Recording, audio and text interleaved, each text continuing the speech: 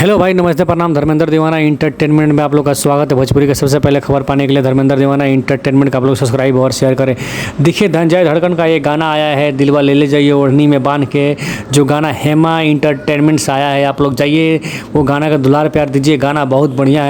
अब दूसरे खबर की ओर चलते हैं। देखिए, जो खेसारी लाल का एक फिल्म आने वाला है, जिस फिल्म का नाम है अवैध। अवैध फिल्म है, उसमें बहुत सारा एक्टर है, ठीक है। तो अवैध फिल्म जो टीजर उसका और ट्रेलर आने वाला है।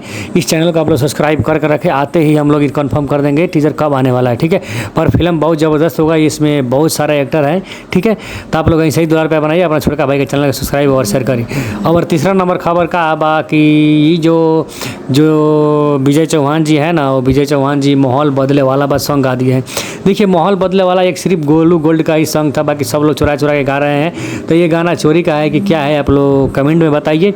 पर ऐसे एक ही ट्रैक पर इतना गाना आना अच्छा बात नहीं है। तो आप लोग अपना दुलार प्यार बनाइए। गाना चोरी का है क्या है, आप लोग कमेंट में बताइए। विजय चौहान का गाना कैसा है। जय हो पावरे।